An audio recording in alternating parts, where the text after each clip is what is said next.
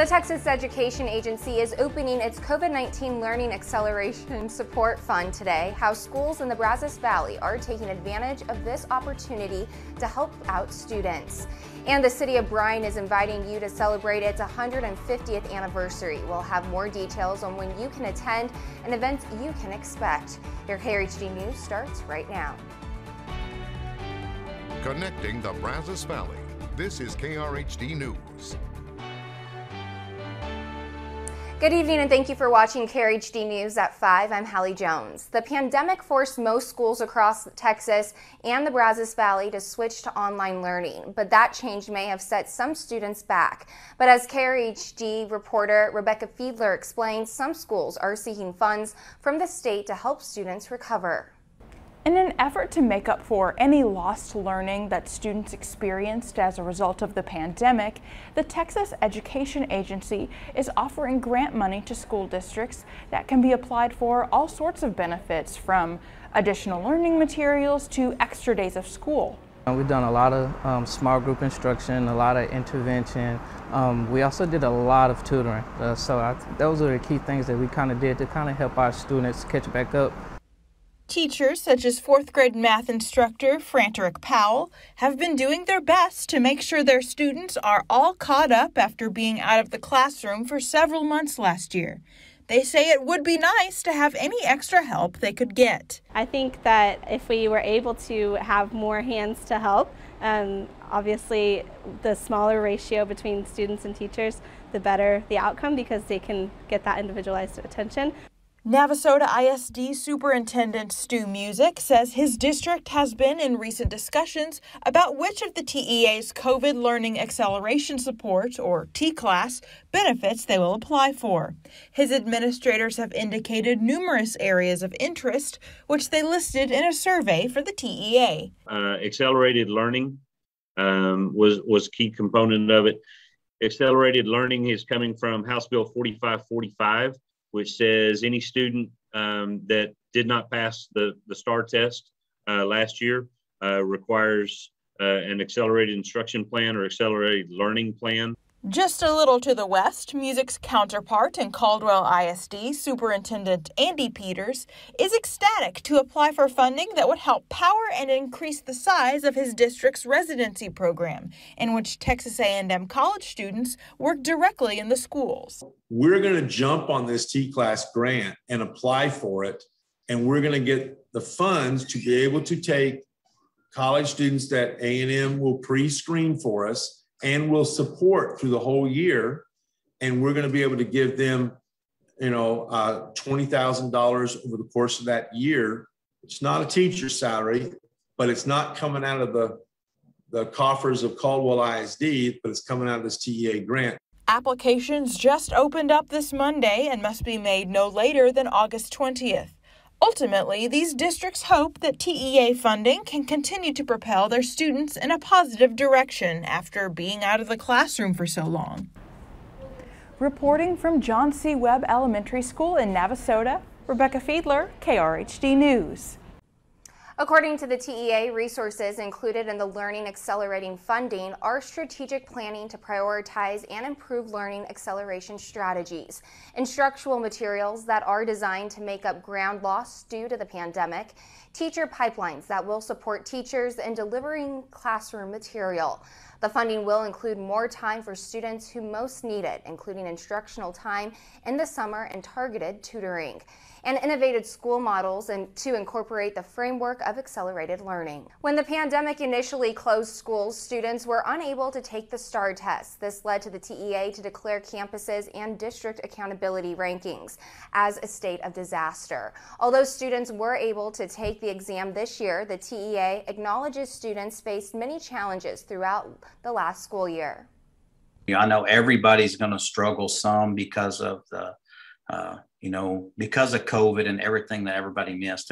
There's no way around it. I feel like we'll probably fight the battle until these kids that are, we're in pre-K till they graduate. Is to focus on the individual child. And if we can switch our focus from how well is the campus doing or the district doing to how to get every child to do better, the ratings will come up when they come back. According to Superintendent Andrew Peters, there is a small amount of funding received by schools with lower rankings. We're learning new details in the fatal crash on I35 in Belton yesterday. A 13-year-old boy from Florida is identified as the person who died in the crash. Due to his age, Texas DPS is not releasing his name. Preliminary investigations show that 7 cars were involved. 6 people were sent to the hospital, including another child. DPS is still working to learn what caused the crash. New at 5, a shelter-in-place order in LaPorte, just south of east of Houston, has been lifted. The order was issued after a chemical leak at the Dow Chemical Company. Some residents were asked to stay indoors with windows shut and AC turned off. Tonight, officials say there is no danger with air quality. They have not identified any readings that are dangerous or out of the ordinary, so that shelter-in-place was lifted. A voluntary evacuation order was later put in place for those affected. Residents are still being asked to avoid that area. Meanwhile, just days after a chemical exposure, at least 35 families are now suing Hurricane Harbor Splashtown. Dozens of people hospitalized from exposure to chemicals in the water. After clearing the park and doing tests, investigators found the water had a chemical combination of 35% sulfuric acid and 10 to 13% bleach. Those chemicals are common in cleaning and treating swimming pools. Governor Abbott is in Houston today. Earlier, he signed a bill that increases the minimum sentence for the manufacture or delivery of the drug fentanyl. Under new law, the minimum sentence will now carry a sentence of 15 to 20 years, depending on the amount of fentanyl. And according to the governor, Texas has seen a growing problem with fentanyl. The amount of fentanyl that DPS has seized just in the first 6 months of this year is enough to kill more than 70 million people. In the first quarter of 2021, state troopers seized 95 pounds of the drug. That's compared to just 11 pounds in the same period last year. The city of Bryan and Destination Bryan are welcoming residents of the Brazos Valley community to celebrate the city's 150th anniversary. The Bryan, Texas History Tour is a self-guided tour that leads visitors on a journey through time. It also provides tour goers a look into the past of over 20 historic sites and landmarks throughout the city. In addition to the tour, Bryan is also hosting other events in the summer and fall months to celebrate. This is super exciting for us because this is really the first big thing that we're rolling out as part of the 150th anniversary, and so people are going to be able to start becoming involved in the anniversary with us and really start being a part of the celebration. And so as we go through the month of July and August, and as we get all the way to November when the actual anniversary is, we're going to be having lots more events and activities, and this is exciting that it's the first one. Other events planned for the city's anniversary include burying a time capsule at City Hall and a free concert in downtown Bryan. Coming up on Krhd News at 6, we speak to Destination Bryan for a more in-depth look at the Bryan, Texas History Tour. False alarms are expected when it comes to trauma care. Someone involved in a car wreck, for example, could be sent to a trauma center and end up going home the same day with a minor injury. The leading cause of preventable death after injury is bleeding, and most of that is internal bleeding. So it's not obvious necessarily to the paramedics that the patient is bleeding. And so someone who has a low blood pressure, high heart rate, those sorts of things tend to trigger these activations because of that risk of internal bleeding. In cases like this, it's better to be safe than sorry, even if it means an expensive hospital bill. But a recent analysis from Krhd News found this may be happening too often in some parts of the country. In Florida, for example, 27% of trauma patients went home the same day and were charged trauma activation fees last year. Those fees can cost up to $50 grand per patient. But Krhd found cases like that at a center in Minnesota are rare. Only 5% of patients who were called in for a trauma alert did not receive trauma care. I think one of the challenges we have is it varies from place to place. There is no national trauma system legislation, so there's going to always be some level of overactivating to avoid underactivating and putting patients at risk. But that should be monitored closely by the trauma center. I think that but on that model, that it makes a lot of sense. Where we get into trouble is when that model is taken advantage of.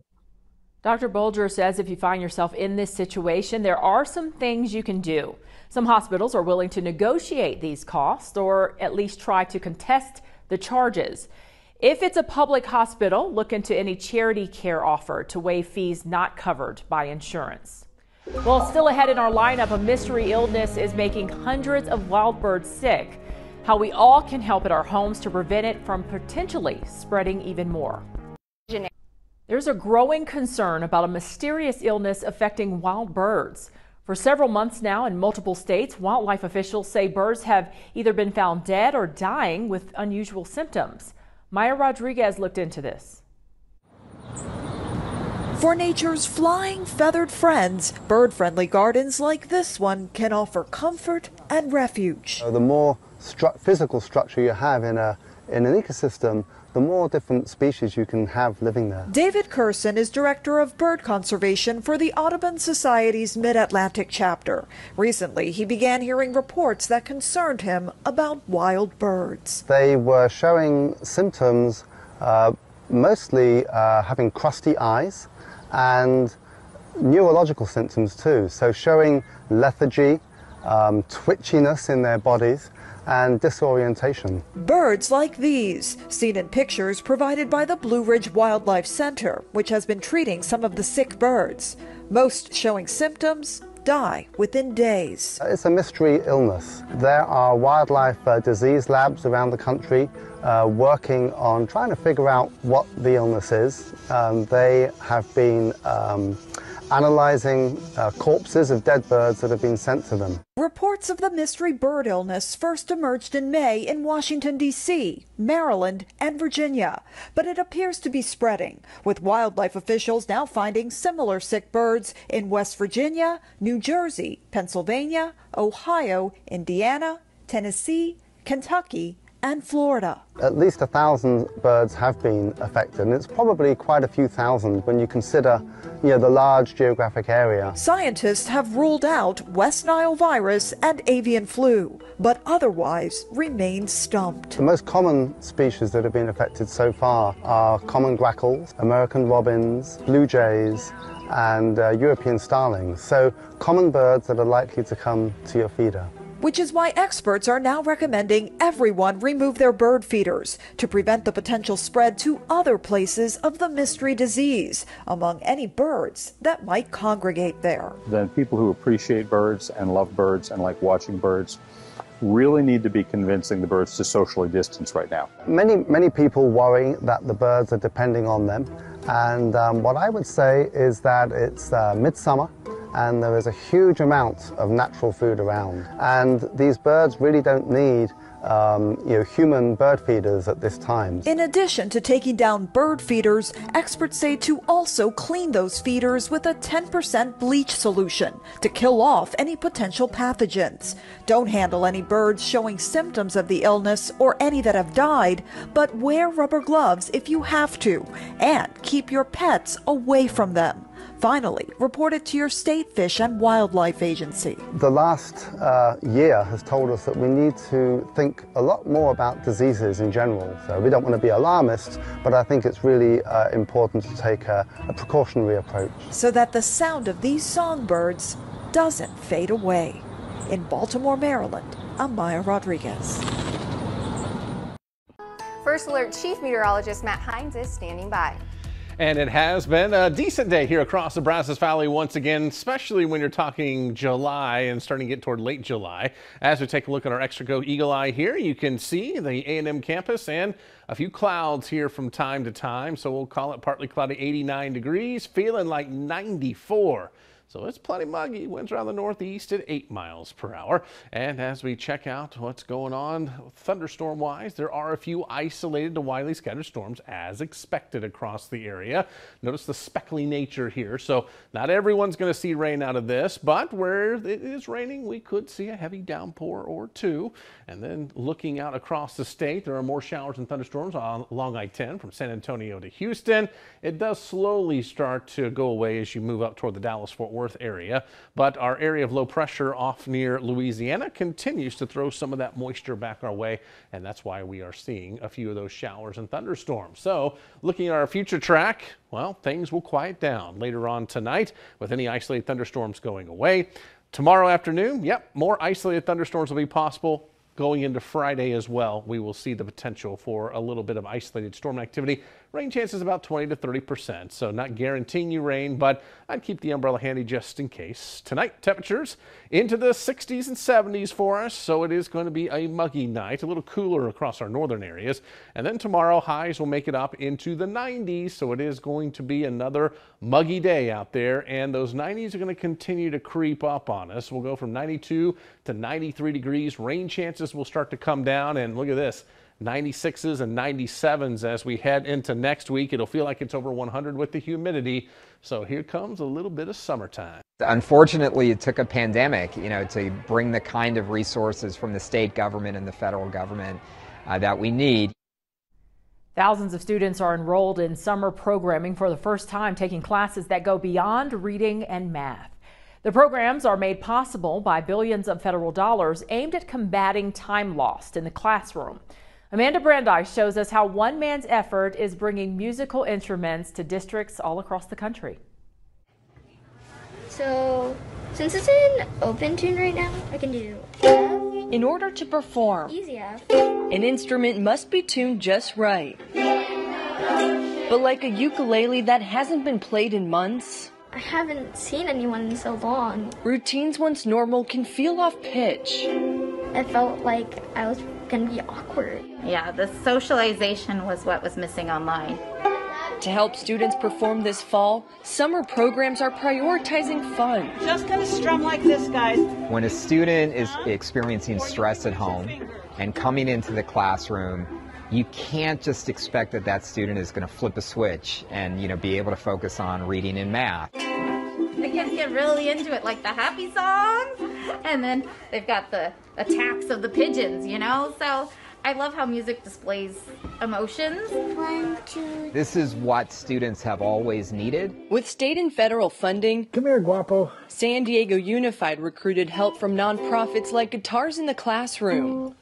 When we get them, there's been no tension put on the strings whatsoever. Before ending up in classrooms across the country, it can be a very boring, tedious, laborious task. Shiny new ukuleles must first pass through this living room. But just with the right person tuning it and with the right approach, any ukulele is, I consider, is a real instrument and worth putting your time into. When Rodney Howard began tuning 5 years ago, it's not for everybody.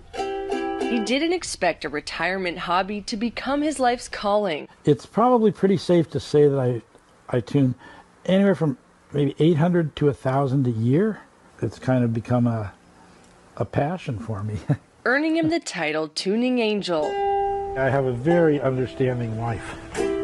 To meet the summer demand, he helped tune hundreds of instruments in a matter of weeks. These strings are susceptible to temperature changes, humidity changes. Some of them, you look at them wrong and they'll go out of tune. While some see hours of repetition, I see the goal. During all these Zoom classes, there were kids that were just on the fence. They were maybe not going to bother going to class that day. But because the ukulele was going to be used that day, they're looking forward to that. So they come to class because they can play the ukulele.